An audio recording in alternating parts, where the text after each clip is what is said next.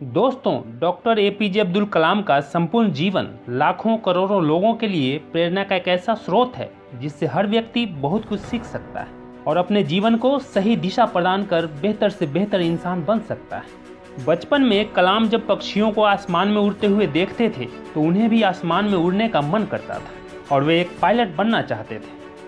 अपने सपने को पूरा करने के लिए कलाम पूरी लगन और मेहनत से स्टडी करते थे। हायर स्टडी के लिए, उच्च शिक्षा के लिए उन्होंने मद्रास इंस्टीट्यूट ऑफ टेक्नोलॉजी में एडमिशन के लिए अप्लाई किया।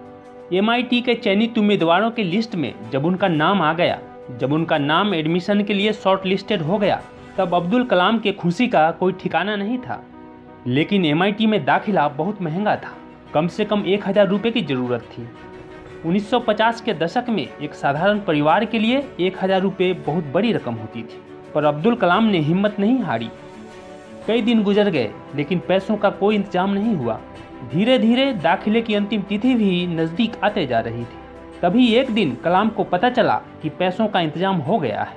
वह भागे भागे घर आए और अपनी अम्मी से पूछा कि इतने पैसों का इंतजाम कैसे हुआ।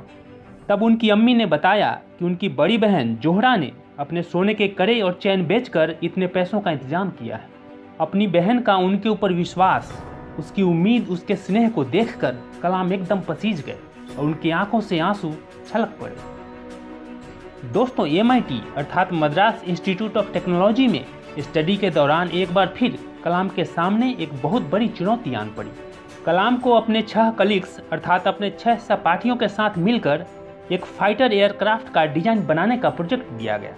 कलाम साथियों के साथ उस प्रोजेक्ट पर काम करने में लगे हुए थे। तभी अचानक प्रोफेसर श्रीनिवासन रिव्यू करने के लिए पहुंच गए। प्रोजेक्ट के डिजाइन और प्रोग्रेस को देखकर वे बहुत निराश हुए। उन्होंने कलाम से कहा कि कलाम, मैं तुम्हारे काम से सचमुच निराश हुआ हूँ। मुझे तुमसे इससे कहीं बेहतर डिजाइन की अपेक्षा थी। कलाम ने कई सारे कारण बताए लेकिन उन्होंने एक न सुनी। फिर कलाम ने प्रोफेसर साहब से विनती की और कहा कि सर, मुझे 1 महीने का समय दीजिए। मुझे पूरा विश्वास है कि मैं एक बेहतर डिजाइन बना लूँगा। प्रोफेसर श्रीनिवासन ने कलाम की ओर देखा और कहा, देखो नौजवान, मैं तुम्हें 3 दिन का समय दे रहा हूँ। अगर सोमवार की सुबह तक तुमने इससे बेहतर डिजाइन नहीं दिखाया तो शायद तुम्हें अपनी स्कॉलरशिप से हाथ धोना पड़ेगा।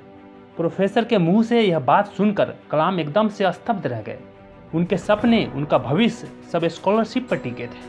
परिवार के सदस्यों का चेहरा एक एक करके उनके जेहन में आने लगा। उन सब ने कितने विश्वास, उम्मीद और आशा के साथ उन्हें यहाँ पढ़ने के लिए भेजा था। कलाम हिम्मत के साथ डटकर अपने काम में जुट गए। उस रात बिना डिनर किए पूरी रात अपने साथियों के साथ काम में लगे रहे। अपनी पलकें तक नहीं झपकाई। अगली सुबह बस 1 घंटे आराम किया, मुंह में जरा सा कुछ डाला और फिर से उस काम में जुट गए। रविवार की सुबह जब वे उस काम को कंप्लीट करने जा रहे थे, तभी अचानक उनके कंधे पर किसी ने हाथ रखा। कलाम ने पीछे मुड़कर देखा तो प्रोफेसर श्रीनिवासन खड़े थे।